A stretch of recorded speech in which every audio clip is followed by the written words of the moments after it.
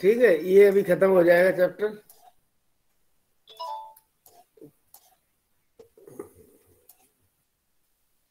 यही कराया था ना last? Sir sir slide board नहीं नहीं आ शो रही। हो रहा है। दिख ही नहीं रहा। नहीं सर। नो से स्क्रीन नहीं दिख रही। एक मिनट देख रहा हूँ। Stop presenting. चलो कोई नहीं। एंटायर स्क्रीन अब दिखाई दे रही है? No sir. नहीं सर। सर अब नो सर। No sir. ऐसा कैसे होगा, देख। सर ये आपकी सर ये आपकी स्क्रीन आ रही है सर, बोर्ड नहीं आ रहा जिस पे आप लिखते हो। अच्छा अब देखना, एक मिनट। अभी भी नहीं सर। अरे आना चाहिए। No sir. सर आप नो सर सर। मीट हाँ, सर मीट से सर उस पे चले आओ ना, एक बोर्ड मिनट। पे। मोर ऑप्शन, फुल स्क्रीन, इस पे ही है ना? एंटायर स्क्रीन अब दिखाई दे रही है?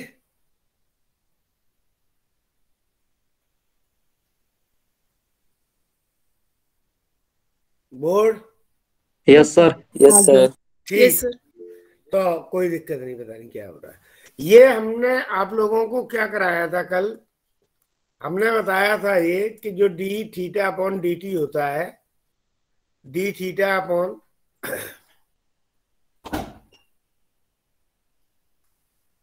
D theta upon D T, या ठीक है, D theta upon D T सारी चीज कांस्टेंट है, प्रोपोर्शनल ए अपॉन बी बताया था। बताया था। तो आपने बताया था कि जो छोटी स्फीयर होगा वो क्या होगा बेटा? जल्दी कूल होगा। बड़ा स्फीयर है वो धीमे से कूल होगा। देखो, छोटे छोटे क्वेश्चन इसमें हम निकालते हैं। क्वेश्चन देखो। if the temperature of body if the temperature of body increases, yeah, temperature of body increases by 100%, what becomes percentage change in radiant energy? कल बताया था मुझे जवानी में। बताओ भाई। Radiant energy. तो क्या बताया था भाई पहले? इसके लिए जो फॉर्मूला मैंने बताया था, सिंपल सा फॉर्मूला बताया था। E1 upon E2 is equal to theta 1 upon theta 2 की होल पावर 4। 4। 4। ई ले लिया, E2 ही है। वैसे ही मुंह जवानी निकाल लो। थीटा थीटा ही था, 100% बढ़ा दिया तो 2 थीटा हो गया। का 4 थीटा से थीटा। हेलो। E2 कितनी हो गई भाई? 16। 16। ठीक है, तो परसेंटेज चेंज क्या आ जाएगा? डेल्टा ई अपॉन ई। क्या आ जाएगा भाई? 16E minus E into 100। 100। तो कितने परसेंट बढ़ जाएगी बेटा? 1500। 150। 1500% बढ़ जाएगी। क्लियर? सर 2 थीटा कैसे? थीटा 1 थीटा था, थीटा 2 कितना हो गया? थीटा तो था ही था, थीटा पे 100% बढ़ा दिया हमने। 100/100 कट के चला गया, तो थीटा 2 कितना आ गया बेटे? 2 थीटा। ठीक। कोई प्रॉब्लम? नहीं सर। देखो नेक्स्ट क्वेश्चन। अब नेक्स्ट क्लास जो मेरी होगी वो होगी 12 तारीख को। ठीक है, बीच में कोई हुई तो अपडेट कर दूंगा, उससे पहले अगर कोई डे खाली रहा तो। तुम्हारी छुट्टी किस दिन रहती है? संडे? सर कुछ पता नहीं होता। अच्छा अच्छा, वो चलती रहती है क्लास। हाँ, तो लिख लेना the ratio of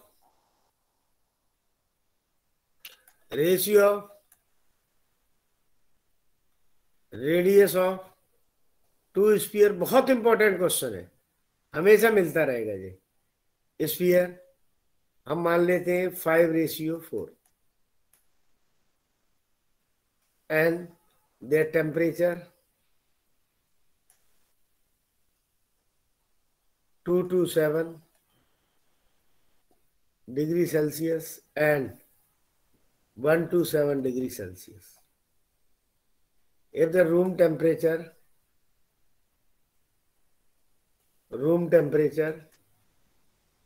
27 degree Celsius, find the ratio of rate of cooling. Find the ratio of rate of cooling. कर लोगे नहीं? Hello, yes sir. सिंपल है, बहुत बार तुम लोगों ने शायद किया होगा ये क्वेश्चन, और ये क्वेश्चन जहां भी देखोगे इतनी बार आया है। हमने बोल दिया है कि रेडियस का या डायमीटर का दोनों का रेशियो आ सकता है, दोनों चीज एक ही बात होगी।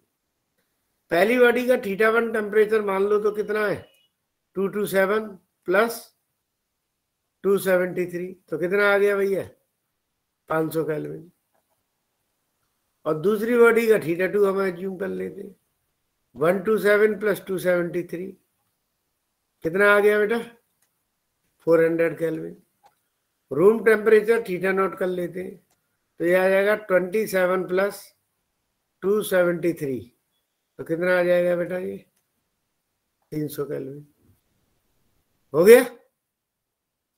अब मैंने E1/E2, देखो सिग्मा A1 अलग है, θ1 की पावर 4 माइनस θ0 की पावर 4, क्लियर है।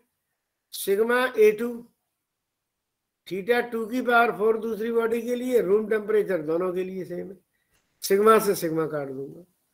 बेटा स्फीयर का सरफेस एरिया कितना होता है बेटा 4πr²। R1 स्क्वायर, θ1 की पावर 4 θ0 की पावर 4, 4πr2 स्क्वायर। जब तुम्हें तैयार हो जाएगा तो ये सारी चीज लिखने की जरूरत नहीं है, डायरेक्ट वैल्यूज पुट करनी है दिमाग में बैठने के बाद। ये आ गया, तो 4π से हम 4π काट देंगे। R1/R2 हमने दे रखा था 5/4 का होल स्क्वायर, और ये दे रखा था 500 की पावर 4 माइनस 400 की पावर 4, θ0 था 300 की पावर 4,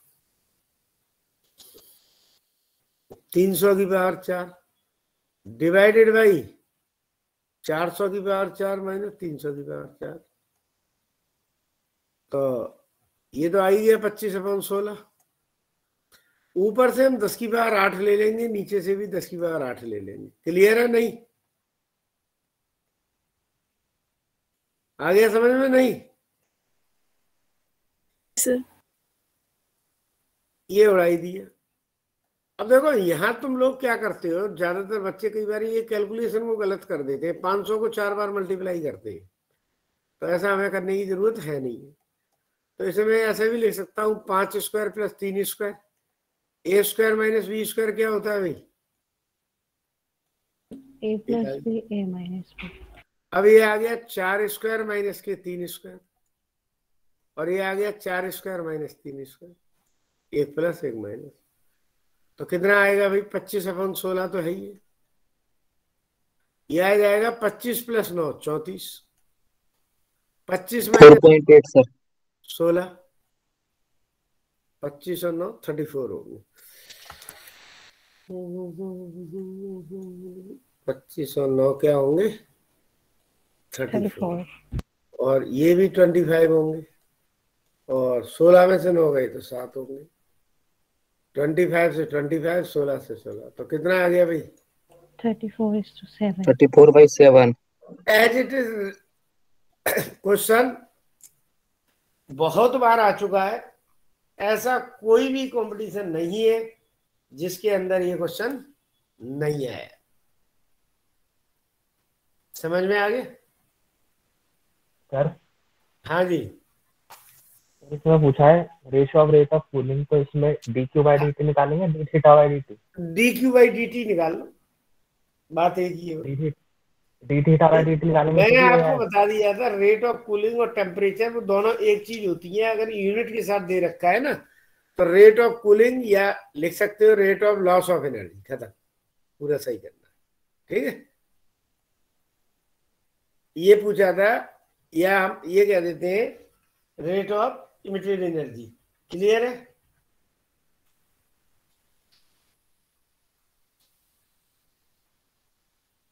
कोई दिक्कत? नहीं सर। इजीली हो जाएगा इससे क्वेश्चन।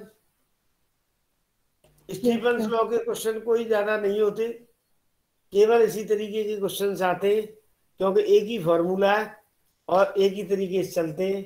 आप बना लो, अभी क्वेश्चंस में और करा दूंगा हर तरीके के। क्लियर? इसके बाद जो बनता है वो कौन सा टॉपिक बनना चाहिए? चलो एक आध क्वेश्चन और कर लो। तो कंडक्शन क्लियर है? हेलो जी सर। चलो एक कंडक्शन का क्वेश्चन करके बताऊंगा। ये हमारे पास एक रॉड है,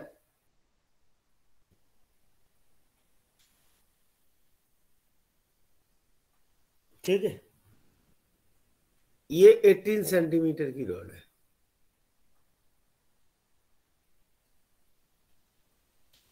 और एक रॉड ये है, ये 6 सेंटीमीटर की। इसका टेम्परेचर 100 डिग्री सेल्सियस है, इसका टेम्परेचर 0 डिग्री सेल्सियस। ये रॉड कॉपर की है, ये रॉड आयरन की है। आ गया सर? अब लिख लेना के ऑफ कॉपर, के मतलब thermal conductivity of copper is 9 times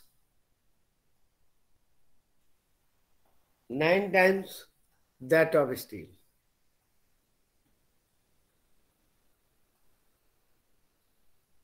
steel से 9 गुना है। फिर आयरन होगा ना सर? हाँ आयरन, Fe, लोहे की आयरन, स्टील लिख लो, ठीक है। बिल्कुल सिंपल है। What will be the temperature of junction? कर डालोगे? कल बताया था मैंने। क्या चीज सेम रहेगी? हाँ, हीट करंट सेम रहेगी। मैं करूं, आप कर लोगे? कर लेंगे sir. H1 is equal to H2 कर लेना, पुट कर दो, 9 टाइम्स करनी है, बस खत्म।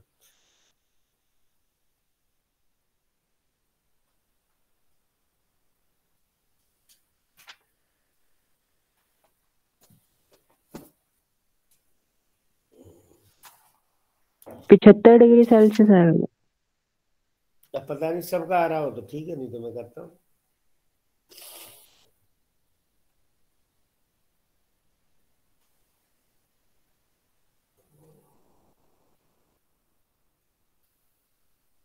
क्लियर? कितना आ रहा है? अरे कुछ नहीं है, के 9 टाइम्स, ए ही है, 100 minus theta naught divided by, दोनों सेंटीमीटर में कोई दिक्कत नहीं। इसका आ जाएगा K A theta naught minus 0 divided by 6। कितना आया? 75 आ रहा है सर। 300 माइनस 3 थीटा नॉट, हाँ 75 आ गया। कुछ बच्चे का 70 किसका आया था? 75 बोला था, 70।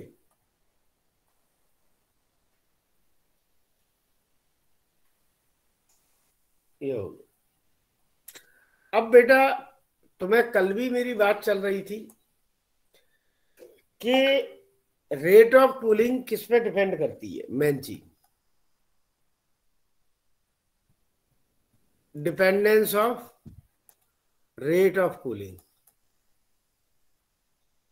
रेट ऑफ कूलिंग,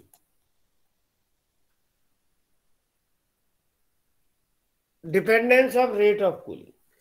सबसे पहला किस पे डिपेंड करता है भाई? Nature of the surface. Nature of surface, कल बात चली थी। देखो हमारे पास, जैसे हम ये कह सकते हैं किसमें कूलिंग ज्यादा होगी, जो सरफेस की इमिसिबिलिटी ज्यादा होगी उसमें कूलिंग ज्यादा होगी। सरफेस पर डिपेंड करती है। देखो दो सरफेस है, एक बिल्कुल स्मूथ सरफेस है, एक रफ सरफेस है, तो कूलिंग किससे ज्यादा होगी भाई? रफ सरफेस से होगी। तो हम ये कह सकते हैं ग्रेटर द ई आर। आगे समझ? ई आर जानते हो क्या बताया था? मैंने शायद बता चुका हूं। E R, hello, emissive power, emissivity. हाँ, फास्टर द कूलिंग होगी या नहीं? और ई आर मैंने तुम्हें बताया ही था। ई आर क्या बताया था? ई अपॉन ई, यही बताया था बेटा। Hello, Yes, sir. Yes, sir. दूसरा किस पे डिपेंड करता है? Area of radiating surface. Radiating surface के एरिया पे डिपेंड करेगा। अगर एरिया ज्यादा है तो कूलिंग भी ज्यादा होगी। नहीं, कल बात की थी हमने? नहीं यस सर, हो गया। Yes, sir. बताया। जैसे हम अपने सर्दी लगती है तो हम अपनी बॉडी के एरिया को क्या करते हैं? कम करते हैं, कम करने की कोशिश करते हैं। और गर्मी लगती है तो भाई फैला देते हैं। बिल्कुल पसर के हाथ पैर सब फैला के बैठ जाते हो। ऐसे ही होता है ना। सर्दियों में तो हमने बताया था नजदीक नजदीक बैठे रहते हैं, कोई दिक्कत नहीं है, चलो हमारा सरफेस एरिया क्या हो जाए, कम हो जाए। आगे समझ? जी सर। नेक्स्ट है mass of the radiating body. Next है mass of the radiating body. Mass of radiating body. Radiating body का क्या बताया भाई? ज्यादा मास होगा तो स्लो होगी। ग्रेटर द मास,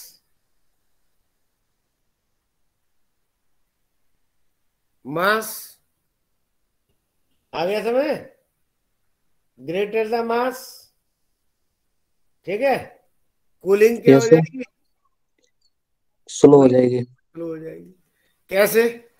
जैसे तुमने कुकर में खीर बना रखी है, ठीक है, 5 किलो, एक कटोरी में निकाल लो 100 ग्राम, दोनों को थोड़ी देर रख दो तो कौन सा जल्दी ठंडा हो जाएगा? कटोरी वाला। कटोरी वाला। क्लियर? मास कम। नेक्स्ट बात करते हैं हम स्पेसिफिक हीट पे।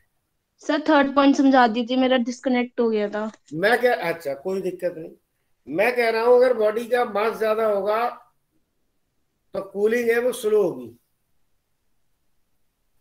कारण मैंने बताया तेरे पास 5 किलो का कोई वेट है, एक लोहे का टुकड़ा है भाई, 5 किलो का बांट है, उसको आपने गर्म कर लिया बेटा। उसको क्या कर लिया? गर्म कर लिया। गरम। तो उसी मेटल का एक 100 ग्राम का, उसे भी सेम टेम्परेचर तक गर्म कर लिया, दोनों को बाहर रख दिया, कौन जल्दी ठंडा हो जाएगा? छोटा वाला। जिसका मास कम हो। Yes sir. यही चीज बता रहा हूं मैं। मैंने एग्जांपल दिया था। सर फर्स्ट ऑप्शन भी बता दो एक बार। फर्स्ट है nature of the surface. Surface की नेचर कैसी है? आ गया समझ? इमिसिबिलिटी कितनी है? अगर इमिसिबिलिटी ज्यादा है तो कूलिंग है वो फास्ट होगी। याद रख लेना, थ्योरेटिकल क्वेश्चन है, यही तुम्हारे अटकते हैं ज्यादातर, ठीक है। नेक्स्ट किस पे डिपेंड करता है भाई? स्पेसिफिक हीट पे। स्पेसिफिक हीट पे क्या बताया था भाई तुम्हें? हेलो, इनवर्स होता है। इनवर्स होता है। तो लिख लेना greater the specific heat, S अगर ज्यादा होगी तो कूलिंग क्या हो जाएगा? स्लो होगा।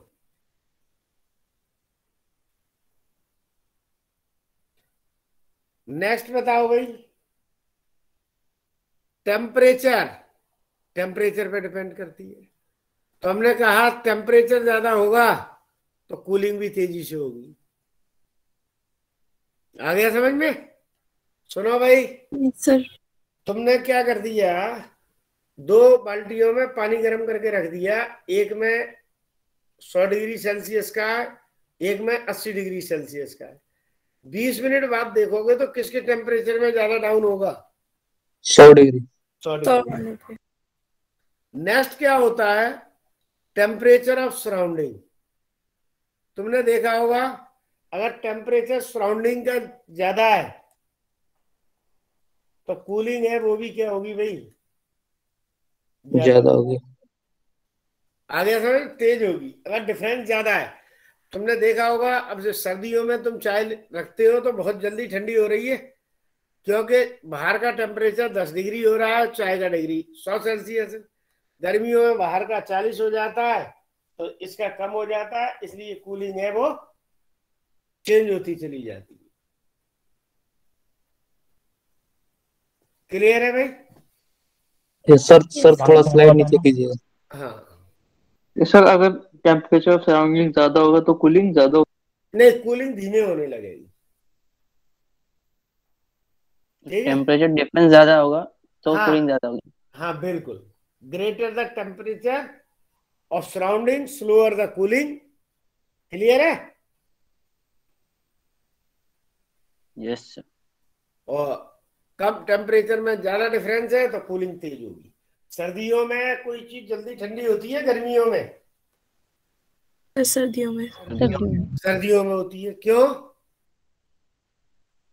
क्योंकि टेम्परेचर डिफरेंस ज्यादा होता है। टेम्परेचर डिफरेंस है वो ज्यादा होता है। देखो, नोट हो गया? ये तो Yes. थ्योरेटिकल वैसे ही बता दिए पॉइंट, जैसे पता पड़ जाए बेसिकली चीजें, कोई ऐसी दिक्कत नहीं है इसमें। भाई ये तुम्हारे चैप्टर 3, 3, 6, 7 क्लास लग जाएंगी इसमें लगभग। सर थोड़ी सी स्लाइड और ऊपर करना। लो, नोट कर लो कोई। आज तो हो क्वेश्चन जो जाएगा अभी चैप्टर आपने खत्म सॉल्व अरे कराया अभी था वो खत्म वाला। होता है, क्लास से पहले ही खत्म हो जाएगा।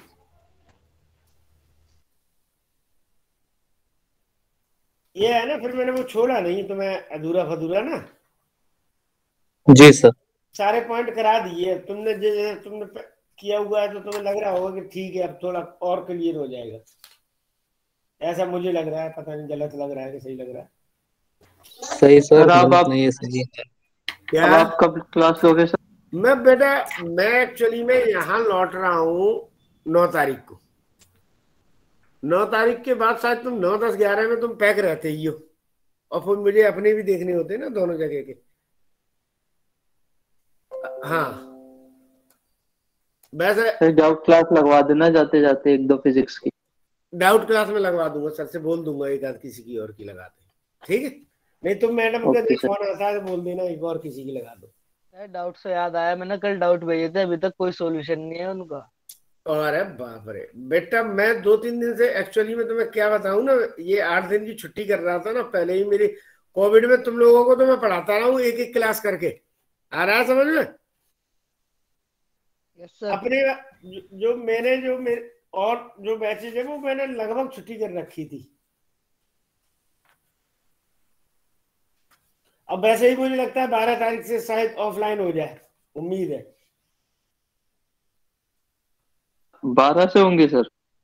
नहीं, मैं 12 से लूंगा तो उससे हो सकता है पहले ही हो जाए। कोई आई है कि गाइडलाइन केजरीवाल साहब की? सर नहीं आए अभी। नहीं सर, अभी तो नहीं आई। आ जाइए 1-2 दिन में, ऐसा कोई वो है नहीं। सर सब जगह खोल दिए स्कूल 1 तारीख से। हाँ अभी सर अभी केजी वाले बच्चों की एडमिशन की लिस्ट आई है। अच्छा, एडमिशन ही करते रहो है, अब हो जाएगा। लेकिन इस बार सर बाकी सब खुल गए हरियाणा वगैरह में, और ये भी खुल जाएगा दिल्ली। बस जो नेक्स्ट इनकी सैटरडे को शायद मीटिंग होती है, सैटरडे को डिसीजन ले लेंगे। न्यूटन्स लॉ ऑफ कूलिंग, बस न्यूटन्स, बीन्स और थोड़े बहुत वो स्पेक्ट्रम वाला रह गया है। न्यूटन्स लॉ ऑफ कूलिंग देखो, न्यूटन्स लॉ ऑफ कूलिंग क्या है बेटा? ये रेडिएशन से है सर आज एसएसएम स्टार्ट हो जाएगा सर? नेक्स्ट क्लास में हो जाएगा। और एसएसएम चैप्टर 5 क्लासों का है, और वो मैं कहता हूं कि वो पहली क्लास में ही खत्म होता है, फिर उसकी एप्लीकेशंस है। आ गया समझ में? चार क्लास की उसकी एप्लीकेशन है, एक ही क्लास का है, तो वो मैं कोशिश करूंगा तो मैं खींच दूं। देखो बहुत ज्यादा हम बता रहे नहीं है। न्यूटन्स लॉ ऑफ कूलिंग क्या होता है, ध्यान से सुन लेना। The rate of cooling of body by radiation, rate of cooling of body by radiation is directly proportional to, क्या बताया था, क्या होता है भाई? Temperature difference between difference of body and surrounding.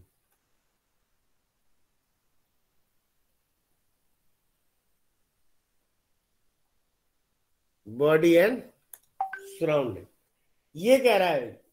मतलब ये कह रहा है कि रेट ऑफ जो कूलिंग होता है, कोई भी बॉडी जो ठंडी होती है वो किसके बताया था? टेम्परेचर। तो हम कहते हैं ये तो हो गई dQ अपॉन dt। ध्यान से सुन लेना, ज्यादा लंबा चौड़ा मैं बता नहीं। प्रोपोर्शनल क्या होता है भाई? थीटा बॉडी का टेम्परेचर ले लो, थीटा नॉट सराउंडिंग का टेम्परेचर ले लो।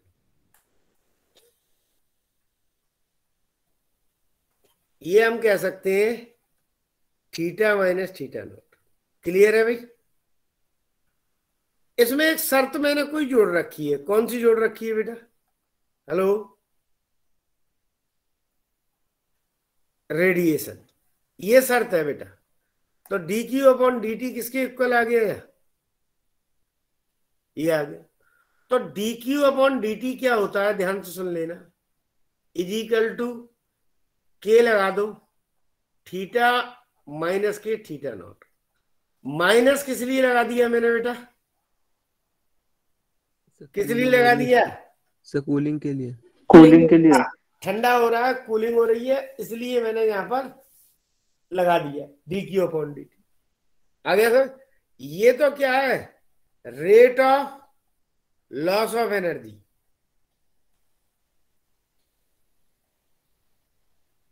ठीक है। अगर rate of loss of temperature निकालें तो इसकी जगह क्या लिख सकते हैं? ms d theta upon dt लिख सकते हैं कि नहीं? Yes sir. एक फॉर्मूला ये बन जाएगा। तो rate of loss of temperature D theta upon D T is equal to minus K upon M S, theta minus K theta naught आ जाएगा। आगे ये भाई साहब एक नया कांस्टेंट है, के भी कांस्टेंट, ये भी कांस्टेंट। के को न्यूटन कूलिंग कांस्टेंट कह सकते हैं। तो मैंने यहाँ D theta upon D T आ जाएगा minus K theta minus theta naught. वो रेट ऑफ कूलिंग बताई थी, rate of loss of energy बताया था। ये D theta upon D T क्या भाई? Rate of loss of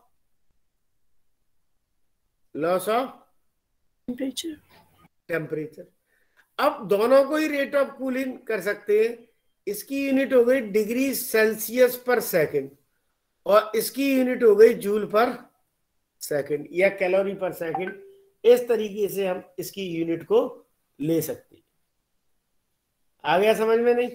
hello sir एक बार फिर से बताए ना ब्रीफ में। देखो मैं आपको क्या बता रहा हूं कि कोई बॉडी जो ठंडी होती है, रेट ऑफ कूलिंग होती है, वो डायरेक्टली प्रोपोर्शनल किसके होती है? थीटा माइनस थीटा नॉट की होती है। dQ upon dt directly proportional theta minus theta not. Proportional लगा दिया, के लगा दिया, माइनस इसलिए लगा रहा है कि टेम्परेचर डाउन हो रहा है, लॉस हो रहा है, एनर्जी बाहर जा रही है। क्लियर है भाई?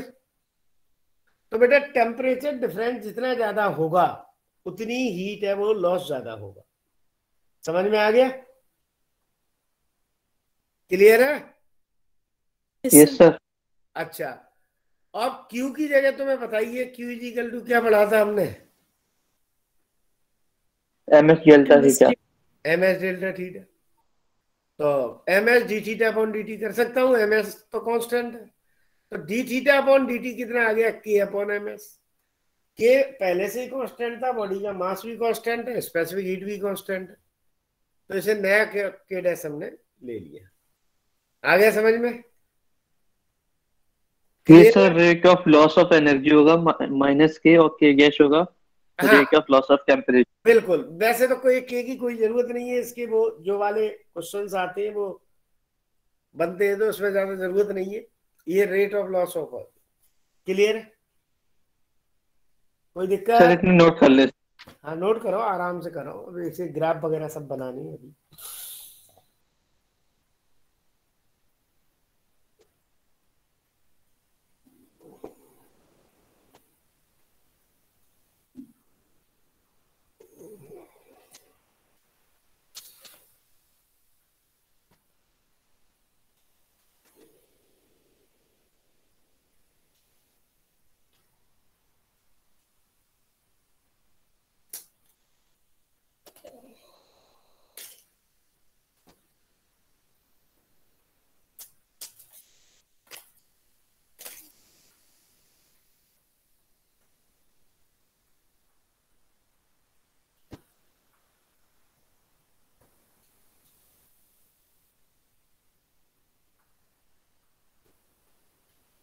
चले बेटा? Yes sir. Yes sir. अब देखो इसमें कुछ केस आते हैं जो कि ग्राफ से वगैरह रिलेटेड है। 3-4 केस में बताता हूं। केस 1, देखो मैंने अभी क्या बताया था, D theta upon D T is equal to, क्या बताया था बेटा?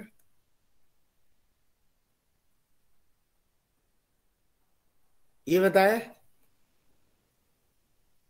ठीक है। तो ये क्या आ जाएगा, D theta upon theta minus K theta naught minus K dash D T. आया है कि नहीं? Yes sir. इंटीग्रेट कर देता हूं इसका, तो क्या दिखाई दे रहा है? इसका इंटीग्रेशन बना इसका ln theta minus K theta naught is equal to minus K dash constant था टी प्लस सी। क्लियर?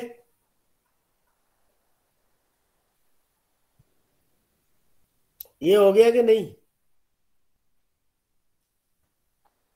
हो गया सर। हो गया। ये मैंने टाइम ले लिया है। सर ये लास्ट वाली लाइन में क्या लिखा है? कौन सा बेटा? हाँ यही लास्ट वाली।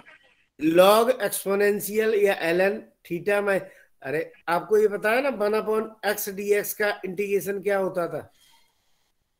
log x log x ln x, इस तरीके से हम बोल सकते हैं। क्लियर है? अब ये सीधा सीधा क्वेश्चन दिख रहा है, लॉग एक्सपोनेंशियल में theta minus theta not. Exponential को बेस 10 में चेंज करते हो तो क्या बताया था तुम्हें मैंने? 2.303 ये ग्राफ बन जाएगा। क्लियर है? Yes sir.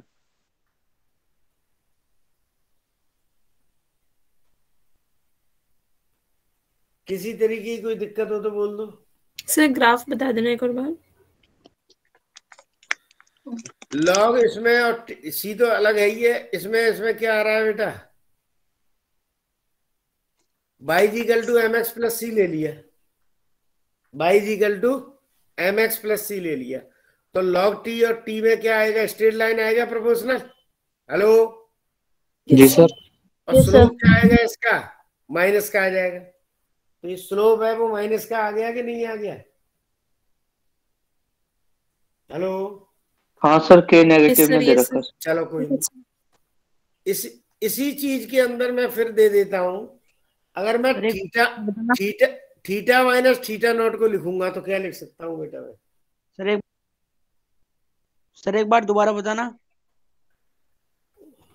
e की power minus y is equal to minus M X plus C का ग्राफ बताया था। हेलो? ये स्लोप क्या है इसका? ये एंगल क्या बनेगा? थीटा से 90 से ज्यादा बन गया। और सी क्या है यहाँ? पॉजिटिव। सेम इसी तरीके से यहाँ आ जाएगा। क्लियर है?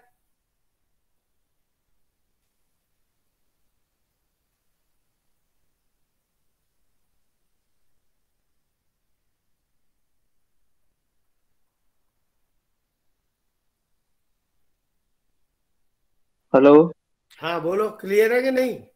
आवाज नहीं आ रही यस सर सर आपकी जी। आवाज नहीं आ रही? सर आ रही है सर आवाज। नहीं मतलब आप चुप हो गए थे ना बीच में। हाँ वो तो 2 मिनट वैसे बैठ गया था, कोई नहीं, तो मैं नोट कर रहा हूँ। क्लियर है कि नहीं? क्लियर है yes sir. Sir. Yes sir, clear. Yes ये सर। ग्राफ आ जाए, कोई दिक्कत? अच्छा, नहीं सर। No sir. ग्राफ अगर मैं जनरल लेता हूं, दूसरा ग्राफ मैं टेम्परेचर और थीटा में लेता हूं, ग्राफ ही बना रहा हूं मैं। ग्राफ तुमने देखा होगा, पानी 100 डिग्री सेल्सियस का तुमने गर्म एकदम उबलता हुआ पानी रख के भूल गए हो, ठीक है? तो शुरू में उसका टेम्परेचर क्या था? बहुत ज्यादा था। पहले ज्यादा था तो तेजी से गिर रहा है, फिर अगले घंटे में और कम गिरेगा, अगले में और कम और कम, ऐसे ही गिरेगा कि नहीं? Yes sir. तो ये थीटा और टी के अंदर टाइम वैल्यू क्लियर है भाई? क्या क्या सर, क्या बता आपने? टेम्परेचर पहले ज्यादा था, 1 घंटा ये हो गया, 1 घंटे में इतना गिरा है, दूसरे में कम गिरेगा, तीसरे में और कम गिरेगा, चौथे में और कम गिरेगा, पांचवे में। तो पहले टेम्परेचर डिफरेंस ज्यादा था ना? हेलो? Yes sir. अरे यस सर। 100 डिग्री सेल्सियस था, 1 घंटे बाद रह गया 70, 2 घंटे बाद रहेगा 50, तो पहले घंटे में 30 गिरा, तो दूसरे घंटे में कितना गिरेगा? 20 गिरेगा। आ गया समझ में? यस। अच्छा, मैं इसमें और भी ले सकता हूं, ध्यान से सुन लेना। केस 3 यही इंपॉर्टेंट है और यही से क्वेश्चन आएगा, ये वाला मोस्ट इंपॉर्टेंट है, ठीक है? लिख लेना, if the body is cool down,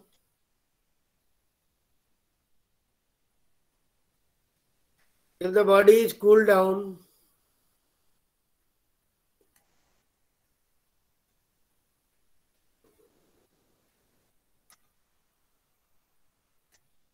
if a body is cooled down, कहां से कहां तक? From θ1 to θ2 in time t, तो बेटा मैंने डी थीटा बताया था, उसकी जगह तो क्या लिख लोगे? ये के थाई मैंने बताया था थीटा माइनस θ0, तो वो मीन टेम्परेचर हो जाएगा। जैसे बॉडी रूम टेम्परेचर 30 है, बॉडी 60 से 40 तक ठंडी हुई है, डिवाइडेड बाई सर क्या बोला आपने?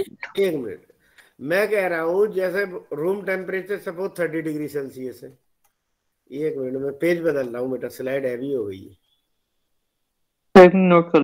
हाँ नोट कर लेना। θ1 minus θ2 by T is equal to K. अभी फिर दोबारा बता देता हूं। अभी इक्वेशन नंबर 2 तो मैं क्या दिखाई दी थी, ध्यान से सुन लो। Equation 2 D theta upon D T, तो डी थीटा को मैं क्या लिख सकता हूं बेटा? θ1 माइनस θ2। डी थीटा को क्या लिख सकता हूं भाई? θ1 माइनस θ2। θ1 माइनस θ2। θ2 लिख सकते हो? अच्छा, और जो थीटा है, मैं ये कह रहा हूं कि बॉडी 50 से लेकर 40 डिग्री तक ठंडी हुई और रूम टेम्परेचर 30 है, तो मैं इन दोनों का मीन ले लेता हूं थीटा। ये टेम्परेचर, ये मीन टेम्परेचर लेना पड़ेगा। क्लियर है? ये मीन टेम्परेचर लिया मैंने। हाँ मतलब सर इसके बीच में कूलिंग हुई है ना सर, इसके हाँ, अंदर। क्योंकि इतना कम है इतना ज्यादा है, तो ये बीच का टेम्परेचर क्या रहा, तो इतना आ गया। ये सबसे इंपॉर्टेंट है, क्वेश्चन इससे ही आ रहा और कहीं से नहीं आता, मैं आपको फिर बता देता हूं। क्लियर है भाई? Yes sir. 2-3 क्वेश्चन। हाँ हेलो सर, हाँ जी बोलिए। दोबारा समझा दो ये।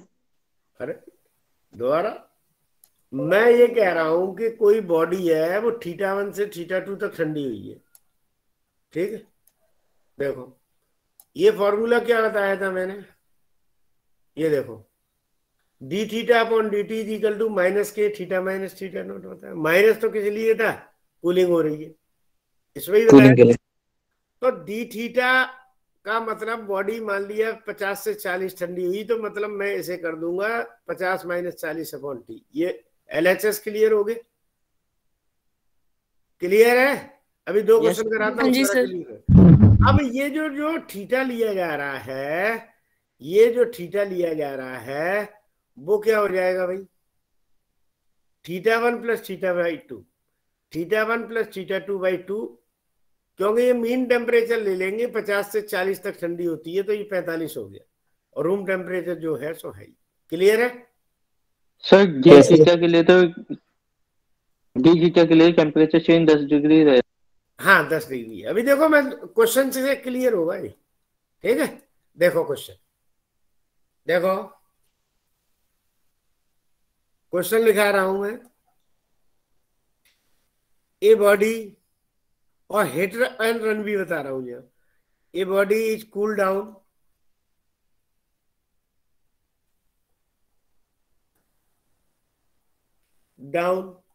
From 60 degree Celsius to 50 degree Celsius in 10 minute. 10 minute में इतनी ठंडी हुई, आ गया समझ? एंड 52, अब पहले से 10 मिनट में कम होगी कि नहीं, ज्यादा होगी? हेलो, कम होगी। कम होगी। कम होगी, तो मैंने 8 ही लिया है भाई। नेक्स्ट 10 मिनट, आ गया समझ में? Find the temperature of body, ठीक है, in next 10 minute. Next 10 minute के बाद इस बॉडी का टेम्परेचर निकालो। तो देखो बिल्कुल इजी पॉइंट है ये। हमने अभी अभी फॉर्मूला बताया θ1 - देखो मैं अंदाज बता देता हूं। पहले में कितना गिरा? 10, दूसरे में 8, तो तीसरे में 8 से कम गिरेगा। अगर इससे 8 गिराएंगे तो कितना आ गया? 36 नहीं 34। तो 34 से 36 के बीच का कोई आंसर हो जाएगा बेटा। तो देखते हैं, ये मैंने फॉर्मूला बताया था कि अभी नहीं? Hello, yes sir. Yes sir. Minor, बहुत इंपॉर्टेंट क्वेश्चन है जो हर 3 साल में एक बार आता है, मतलब 1 साल छोड़ के आता है। तो देखो इसमें मैं 3 केस बनाऊंगा बेटा। फर्स्ट केस देखो, कहां से कहां तक ठंडी हुई? 60 से 50। 60 से 50। 60 से 50। अबे चल जा भाई बहन, ये नोट कर लिया क्वेश्चन? मैं फाइल चेंज कर रहा हूं बेटा, नोट कर लो पूरा क्वेश्चन। कर लूं? Yes sir. Yes sir. हाँ यस सर। ये मैं पेज चेंज कर रहा हूं।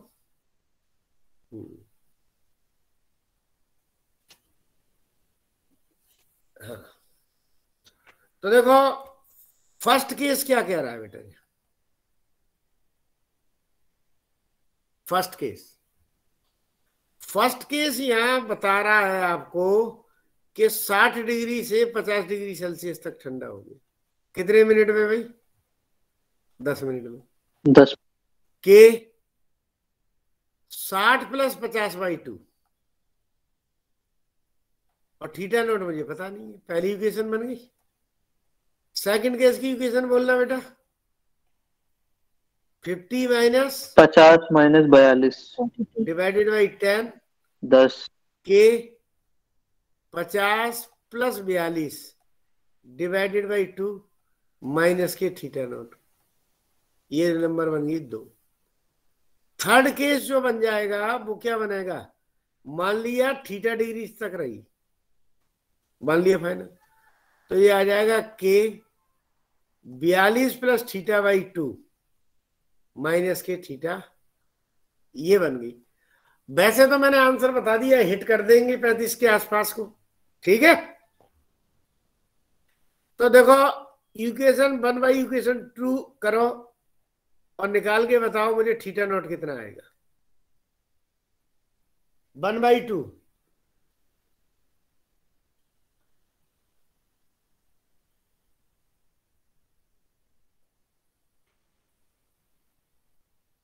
सर ये थर्ड इक्वेशन क्यों बनाई? थर्ड को हमें अगले 10 मिनट बाद टेम्परेचर निकालना है, तो 42 से अगले 10 मिनट में कहां तक ठंडा होगा। अच्छा ओके सर ओके। निकाल रहे हो थीटा नॉट के मैं निकालूं? निकाल रहे हैं। देखो 10/10 डिवाइडेड बाई 8/10, यही बचा। 10 से 10 काट दिया, चलो वो बाद में देख लेंगे। के से के काट दिया, ये कितना आ गया बेटा 110, 55 माइनस थीटा नॉट, और नीचे क्या हो गया 92, 45 और 46 माइनस थीटा नॉट आ गया बेटा। तो ये आ जाएगा 5/4, 55 minus theta naught divided by 46 minus theta not. Cross multiplication करके अब तुम निकालो, मेरा काम नहीं है। 10 आ रहा है। चलो 1-2 का और आ जाए तो लिख लेते हैं।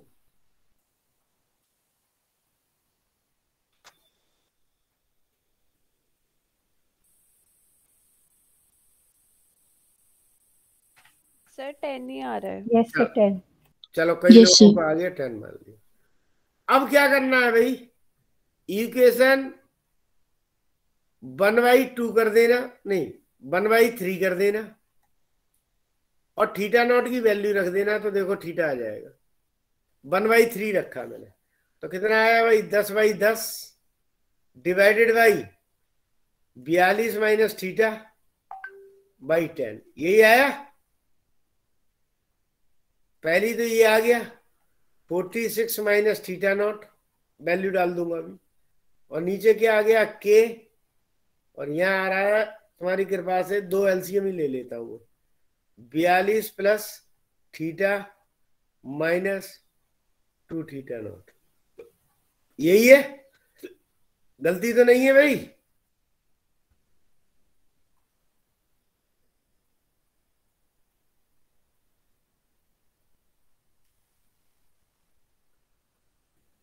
इंटू 2 ऊपर आ गया,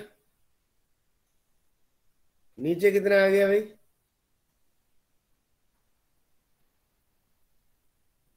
थीटा नॉट की वैल्यू डाल के इधर उधर करके थीटा निकालो कितना है।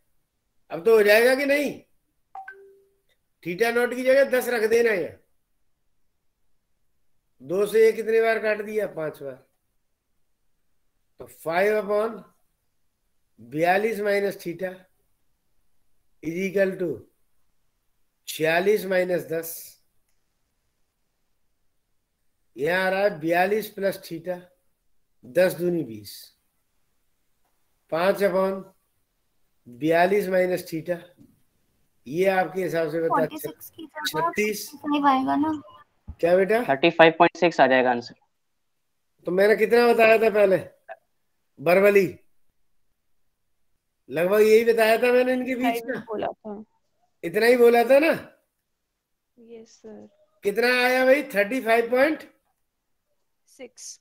चलो मैं आपकी बात मान लेता हूं, 35.6 डिग्री सेल्सियस आ गया। 42 से 30 मतलब कितना गिरा?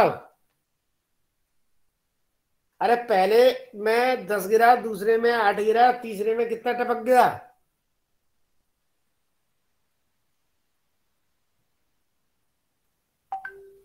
पॉइंट 4। तो बेटा 6.4 कितना 6.4। 6.4। हाँ तो कमी गिरेगा, यही मैंने बताया था ना तुम्हें अंदाज। तो इसे इस क्वेश्चन को आप हिट कर सकते हो कि नहीं कर सकते हो? हेलो, हिट हो जाएगा कि नहीं? सर हिट कैसे करेंगे, दोबारा बताना, एक बार रिपीट करने वाला। सर ये वाला क्वेश्चन मैंने उससे कर लिया लॉग से, तो उससे सही आ रहा है। लॉग से मैं बायो वालों को ज्यादा मैं कराता नहीं हूँ, तुम कहो तो एक लॉग से भी करा दूं।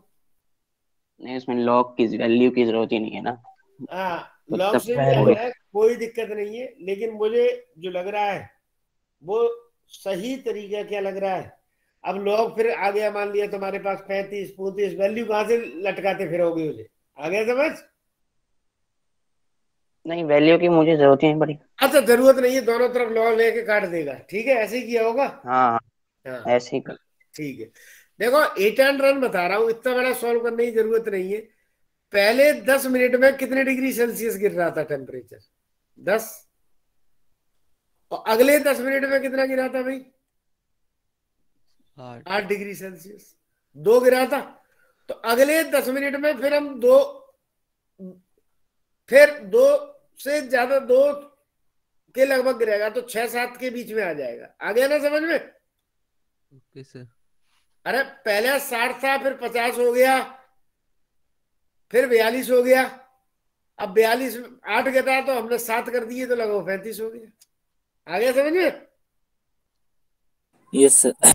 Yes sir. इस तरीके से आप इसे क्या कर सकते हो, क्वेश्चन को हिट एंड रन कर सकते हो। क्लियर है सर? हाँ। सर 46 माइनस थीटा नॉट जो आपने लिखा है वो 55 माइनस थीटा नॉट होना चाहिए ना?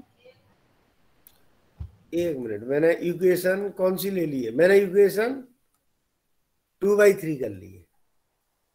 तुम 1/3 कर लो, तब भी इतना आएगा। ठीक है?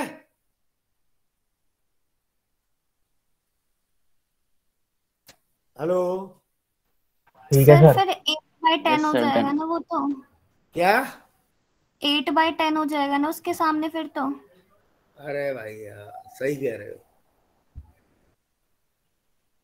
मैं आधा उसे लिख गया हूं, आधा नीचे वाला लिख गया हूं, ऐसा हो गया है ना? Yes sir. तो उसे सही कर लोगे? मैं करूं? सर हो जाएगा। मैं कर देता हूँ। हाँ, 8/10 होगा यहाँ। यहाँ 8 आ जाएगा, यहाँ क्या आ जाएगा? 4। थोड़ा सा आंसर चेंज आएगा। फिर कितना आ रहा है देखना। आंसर तो यही आएगा 35.6। एग्जैक्ट? ऐसे कैसे आ गया? तो मैंने लॉग से निकाला ना, मेरा तो यही आ रहा है। देखो, कर लेना, तरीका समझ में आ गया? एक और कर लो, कोई लगे हाथ। हेलो? हाँ जी चेक करा था। एक आध क्वेश्चन में और बोल देता हूँ, इसमें तो कुछ है ही नहीं है, बॉडी बोलना है सीधा सीधा।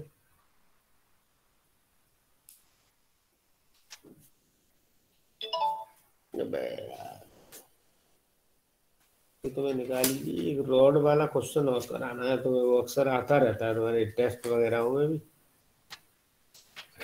चलो लिखो। सर इसमें टेम्परेचर सेल्सियस में नहीं लेना, मतलब केल्विन? सेल्सियस में यूनिट भी सेल्सियस में थी। कर लेना सही कैलकुलेशन को। ठीक है? Yes sir. देखो, अगर हम सेम क्वेश्चन यही बनते, लिख लेना ए body is cool down, a body is cooled down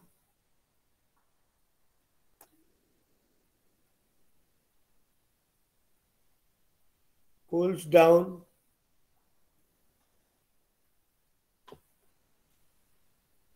from 60, थोड़ा चेंज कर लेता हूँ question, from 60 degree Celsius to 50 degree Celsius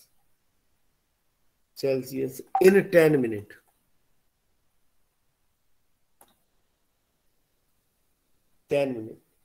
Find the temperature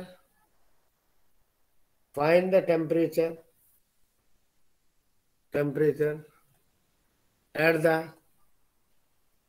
end of next 10 minutes.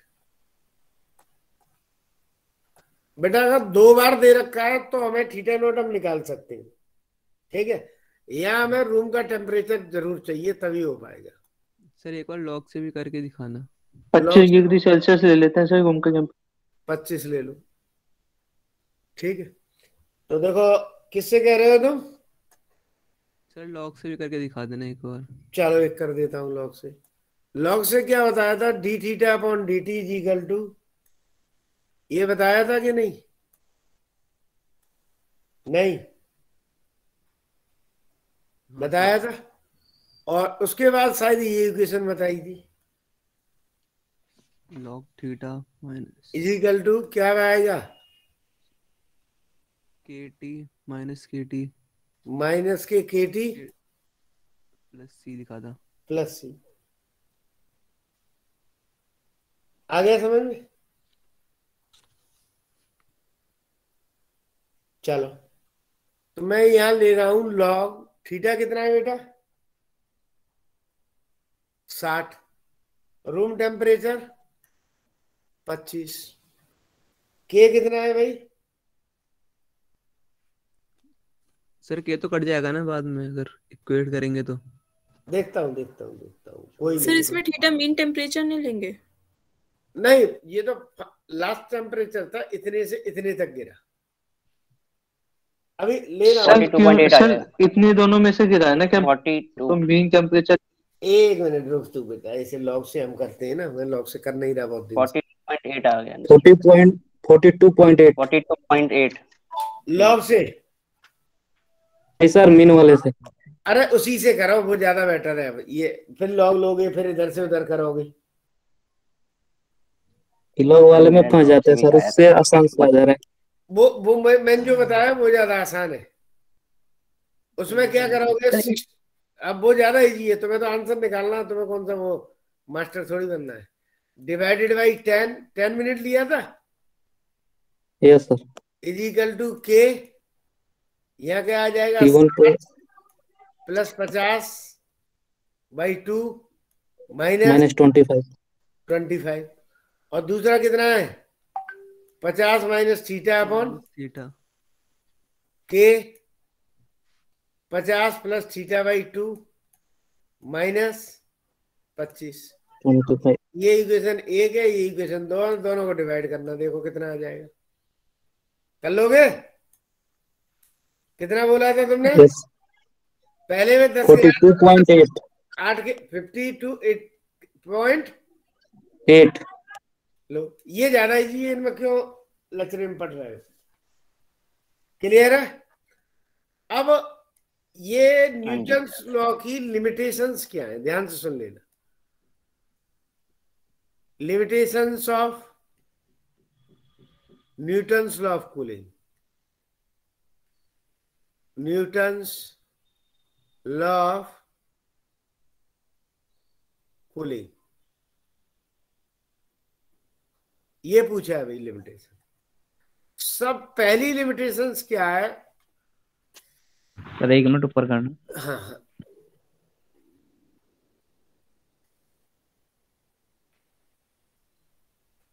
Done sir,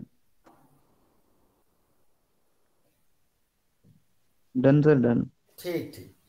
पहली लिमिटेशन से लिख लेना, लॉस ऑफ हीट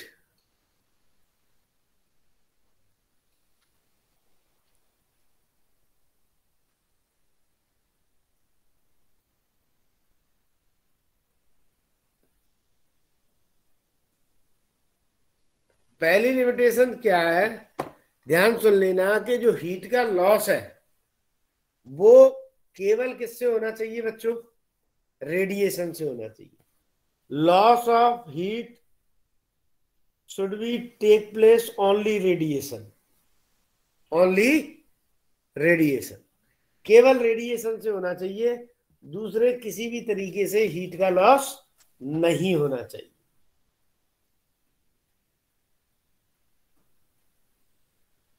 क्लियर है भाई? लॉस किससे होना चाहिए? रेडिएशन। और किसी से हीट का लॉस किसी भी तरीके से नहीं होना चाहिए। हम बार बार आपको ये बताए जा रहे हैं। नंबर 2 लिखना, नंबर 2 पॉइंट है, ठीक है। जैसे हमने कोई कूलिंग कर रहे हैं तो ये नहीं कि पंखा चला दे, लोहे के बर्तन पे रख के लोहे की टेबल पे रख दे तो कंडक्शन और कन्वेंशन हो जाएगा, तब न्यूटन्स लॉ ये है वो क्या नहीं होगा भाई? एप्लीकेबल नहीं होगा। आ गया समझ?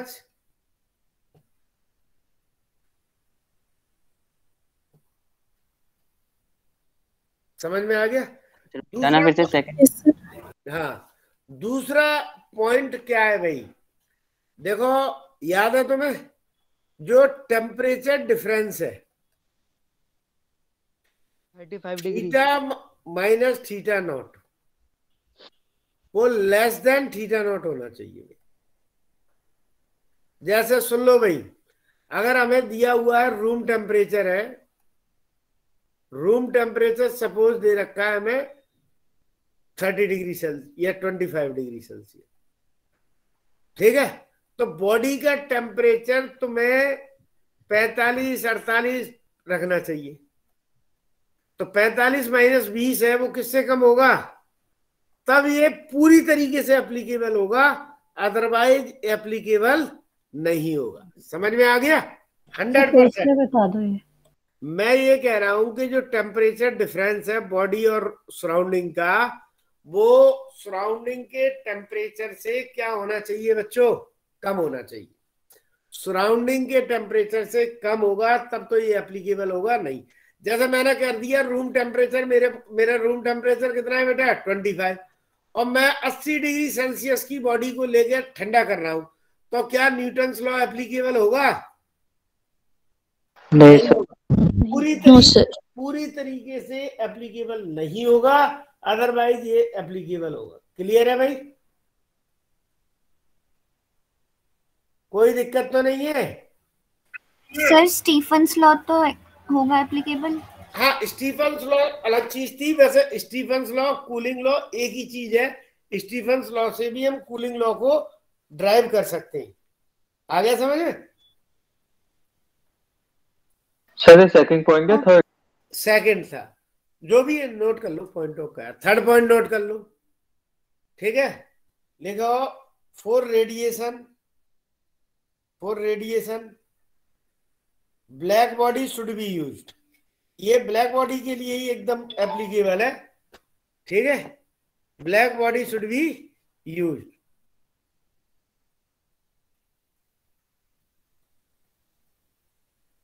Black body should be used किसके लिए भाई? रेडिएशन के लिए। ये न्यूटन्स लॉ ऑफ कूलिंग है। मुझे लगता है इसमें किसी भी तरीके की कोई दिक्कत आपको होनी नहीं चाहिए, है? नहीं सर, नहीं है। अब लास्ट एक पॉइंट और रह गया, 2-3 पॉइंट है छोटे छोटे, जिसे कहते हैं हम बीन्स डिस्प्लेसमेंट लॉ। बिल्कुल फर्जी सा है। बीन्स नेक्स्ट हैगिंग है ना? क्या बेटा? नेक्स्ट हैगिंग है ना? हाँ जी, हाँ जी, खत्म हो गया चैप्टर लगभग। टेम्परेचर ऑफ सन और वो और रह गया, खत्म है। Beans displacement law. Beans displacement law क्या है? मैं आपको अभी भी कह रहा हूं, ये नोट्स है, इन नोट्सों को पढ़ो, इसी तरीके के क्वेश्चन करो। मोर देन 90% आपको इससे मिलेंगे, इस चीज की गारंटी है, ठीक है। Yes sir. 90 more than as it is मिलेंगे, कहीं हिलेगा नहीं अगर आपने नोट्स पढ़ लिए। लेकिन केवल नोट पढ़ने से क्वेश्चन सॉल्व नहीं हो पाते। वो तब होंगे जब हम उसकी क्या करेंगे बेटा? प्रैक्टिस करेंगे। तो प्रैक्टिस करेंगे तो फॉर्मूला याद रहेगा, अदरवाइज नहीं रहेगा। क्लियर है? ये क्या कह रहा है? The wavelength of maximum intensity, wavelength of maximum intensity, कई बार क्वेश्चन आया है इसका। Maximum of intensity is inversely proportional,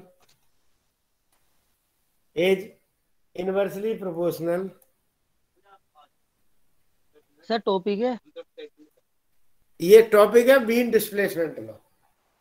wave longest, ये लिख लो, wavelength of maximum intensity, wavelength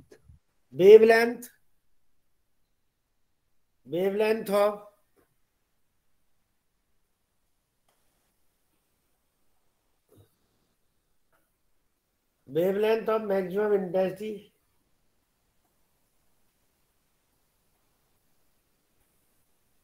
ठीक है। Maximum intensity is inversely proportional to the temperature of body, inversely proportional to the temperature of body.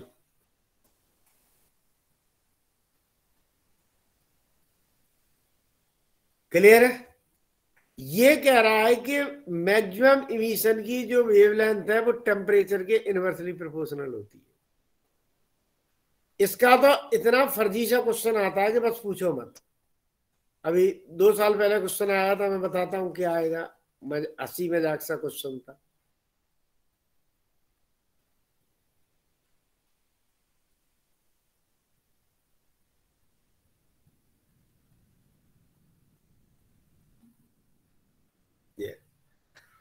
ये क्या कह रहा है कि जो मैक्सिमम इंटेंसिटी होती है वो हर एक पे नहीं होती, किसी किसी पे ही होती है। तो lambda M T is equal to B. B क्या होता है बेटा? बी को कहते हैं, जो हेडिंग होगी वही लिखेंगे, बीन्स कांस्टेंट। वैल्यू इसकी एग्जैक्ट में होती है 2.89 10⁻³ मीटर इंटू केल्विन। तो इसका क्वेश्चन कैसे आता है भाई? λ1 T1 is equal to λ2 T2। अभी देखो 2017 में ही क्वेश्चन आया था, 2 स्टार से वेवलेंथ आ रही है, उनकी वेवलेंथ 3000 और 4000 एंगस्ट्रॉम है, find the ratio of their temperature. अब बताओ इससे टफ इजी क्वेश्चन क्या होगा? होगा क्या? हेलो, अब सुनो भाई, मैं कह रहा हूं कि 2 वेवलेंथ है, एक रेड कलर की दिखाई दे रही है और एक ब्लू कलर की है, वॉयलेट कलर की है। तो बताओ किस 2 स्टार से आ रही है, किस स्टार का टेम्परेचर ज्यादा है? सर रेड वाले का सर कम होगा ना? हाँ, टेम्परेचर वॉयलेट का क्या होगा भाई? ज्यादा होगा। टेम्परेचर वॉयलेट का ज्यादा होगा। सर ये भी तो होता है सर, मतलब कि स्पेस में सर हम किसी बॉडी को दूर से देखते हैं तो सर हमें रेड कलर की नजर आती है, जैसे उसके पास जाते हैं सर उसका कलर ब्लू होता चले जाता है। वो थोड़ा दूर से देखते हैं तो रेड, और पास जाते हैं। हाँ सर, पास जाते आते हैं ना उस बॉडी के पास में, तो उसका सर वो ब्लू कलर की होने लग जाती है, नजर आने लग जाती है सर। वो भी सर मतलब कुछ ऐसे इसमें कॉन्सेप्ट लगा है। ये नहीं, क्या बोल रहे हो? ये आ गया, कोई दिक्कत तो नहीं भाई? अरे कर लोगे। ये ऐसा क्वेश्चन मैं बार बार बता रहा हूँ, ये इससे ही क्वेश्चन आएगा। रेड कलर वेवलेंथ की बॉडी तो रेड ही दिखती है ना शायद? अरे हाँ, वो रेड की रेड ही दिखती है। रेड इसलिए दिखती है क्योंकि वो रेड को पहले ऑब्जर्व क्योंकि उसकी वेवलेंथ ज्यादा होती है, इमिट करती है। रेड को पहले ऑब्जर्व करती है और बाद में उसको क्या करती है, ठीक है, रेडिएट करती है। सर रेड को थोड़ा ऑब्जर्व करेगी, ऑब्जर्व तो कॉम्प्लीमेंट्री कलर को ऑब्जर्व करती है, फिर उसका होता है ना। नहीं, रेड कलर इसलिए रेड दिखाई देता है कि वो रेड कलर की वेवलेंथ इमिट हो रही है, तभी तो दिखाई देगी। सर उसकी वेवलेंथ ज्यादा होती है सर, इसीलिए ज्यादा दूर तक दिखाई देती है। हाँ वो तो सही है, वो तो उसके अंदर हम जब स्कैटरिंग वगैरह पढ़ाएंगे ना तुम्हें, इंटेंसिटी वहां भी तुमने पढ़ी होगी। इनवर्सली प्रोपोर्शनल लैम्डा की पावर क्या होती है? 4 होती है। अब देखो मैं आपको क्या बता रहा हूं, इसका ग्राफ कैसे बनता है। इसी बीन्स लॉ का ग्राफ देखते हैं हम। देखो ये हमारे पास हो गया लैम्डा, ध्यान होगा, और ये इंटेंसिटी हो गई, ये इंटेंसिटी जो ही ई लैम्डा। ये ग्राफ आ गया पहले T1 टेम्परेचर। ये मैक्सिमम इमिशन किस पे आई है भाई? λm1 पर आई है। अगर अब मैं टेम्परेचर बढ़ा देता हूं तो λm क्या हो जाएगी बेटा? कम वेवलेंथ पे होगी। और टेम्परेचर अगर मैं बढ़ा देता हूं तो λm पीछे और खिसक जाएगी। पीक है उसका, ये पीक था, थोड़ा यहां बना लेना, ठीक है। ये T3 हो गया। तो इसका मतलब इसमें क्या है भाई? T3 greater than T2 greater than, सबसे कम टेम्परेचर कौन सा है बेटा यहाँ पर? T1 temperature. क्लियर है भाई? हेलो? हाँ जी सर। यस। देखो तो सर अगर लैम्डा टेम्परेचर बढ़ जाएगा तो कम लैम्डा पर ही मैक्सिमम इमिशन होना स्टार्ट हो जाता है। टेम्परेचर बढ़ जाता है तो कम लैम्डा पर ही मैक्सिमम इमिशन हो जाता है। आगे समझ में? ये आगे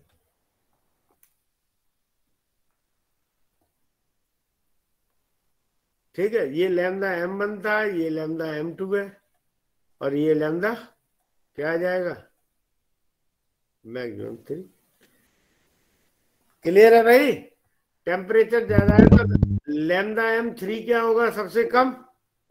लैम्डा m2 उससे ज्यादा होगा नहीं? उससे ज्यादा।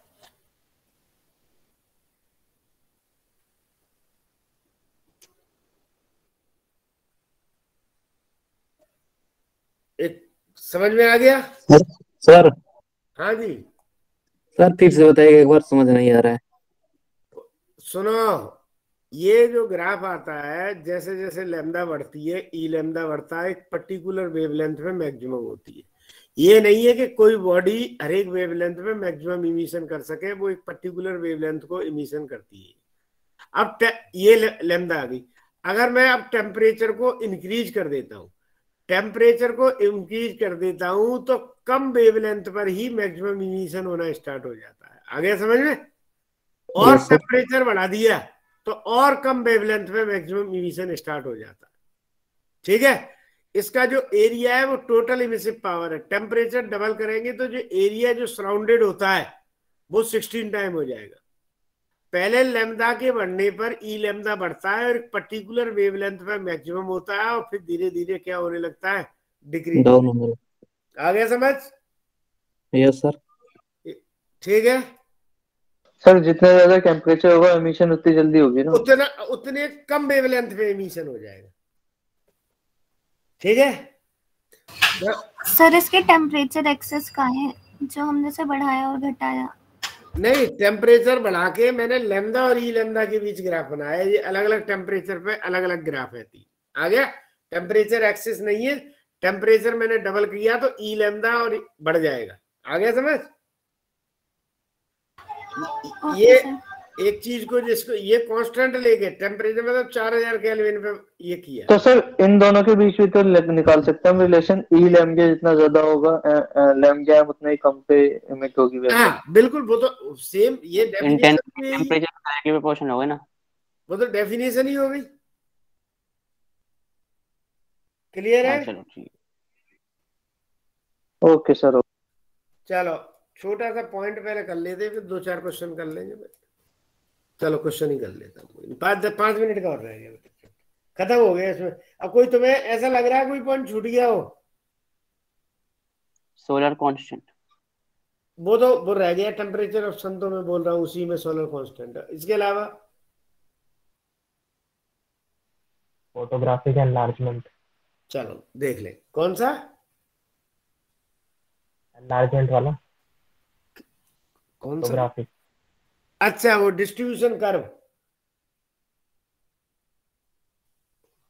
ये ले लेना। ए hot body, a hot body emits the energy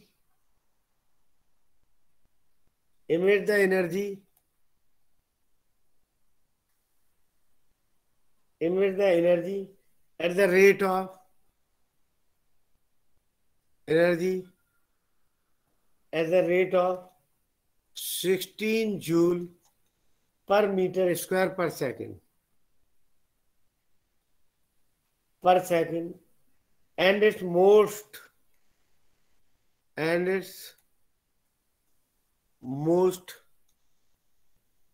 intense radiation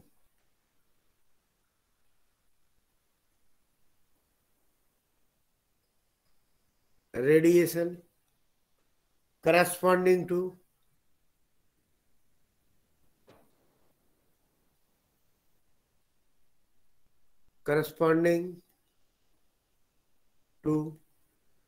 20,000 tungsten. When the temperature of body the temperature of body further increase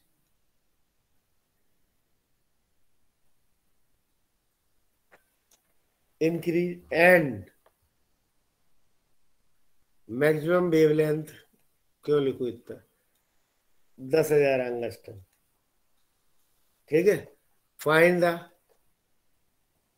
value of radiant energy. Sir 10,000 है या 1000? 10,000 कर ले, 20,000 थी पहले 10,000। 1 मिनट का है, मुंह जबानी करो बिना उसके। सबसे पहले मैंने क्या बताया था, λ1 T1 is equal to λ2 T2।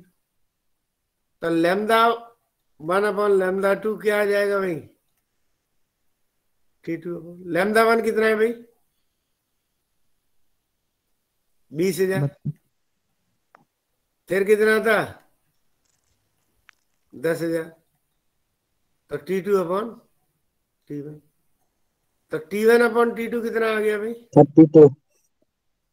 T1 upon T2 1/2। Yes sir, 1/2। अच्छा, रेडिएंट एनर्जी ई प्रोपोर्शनल क्या बताया था, T⁴ टेम्परेचर ये। हेलो, तो E1 यस अपॉन E2 क्या आ जाएगा, थीटा इतनी बार लिख दिया है तो वो थीटा आ गया। तो E1 कितना था बेटा, 16। E2 निकालना है, ये आ जाएगा 1/2 की बार 4। तो 16 256 आ गए ना।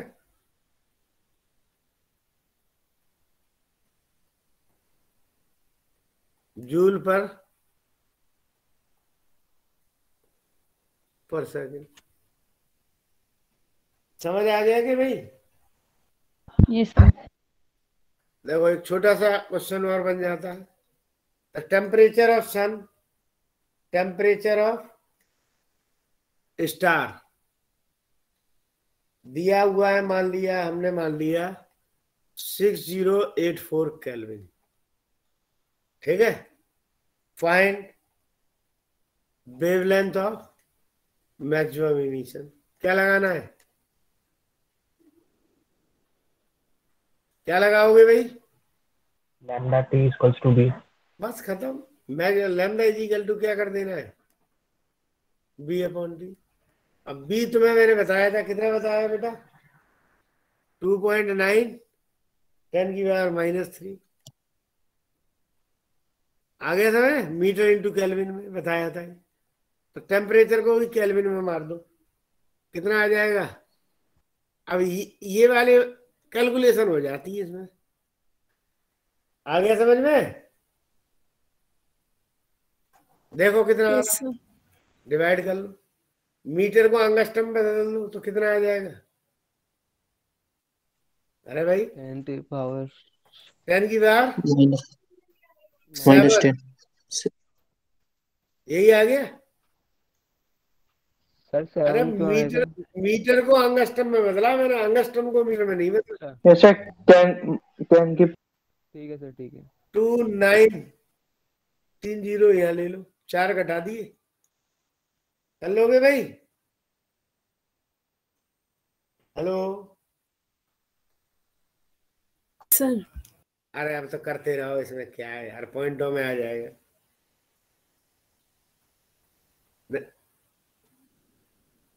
अब एंगस्ट्रम में आ जाएगा ना। यस सर, निकल जाएगा। 4.7। कर लेना। तो ये हो गए। अब हेडिंग डाल दो temperature of sun, last topic. कुछ क्वेश्चंस और करा दूंगा ऐसे सर 1 मिनट ऊपर करना। चैप्टर लगभग क्लियर है भाई। यस इसमें किसी पॉइंट के ऐसे हैं जो मैंने क्वेश्चंस ना कराए हो? Done sir, done. नहीं, कोई ऐसे पॉइंट रह गए जिनके क्वेश्चंस नहीं कराए हो? हेलो, नहीं सर, चल रहा है सही। लगभग के हो गए? यस सर, लगभग हो चुके हैं। और लिमिट तो कुछ है ही नहीं यस सर। है। Yes sir. अब देखो, नोट हो गया? बोलिए, तुम्हारी क्लास ले ली, मुझे घर भी जाना है, अभी 200 किलोमीटर गाड़ी भी चलानी है। अभी आप कहाँ हो सर? अभी तो मैं यहाँ गुड़गांव में बैठा हूँ। अब भी तो घर पर ही हो? नहीं, अब वो शादी में जाना है, वो भी घर है।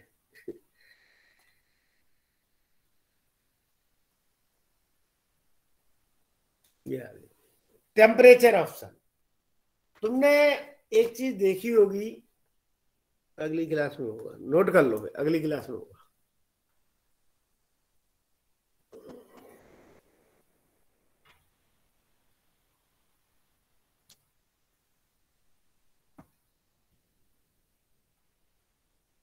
डन सर, हो गया है तो। हो गया? Yes sir. हो गया सर।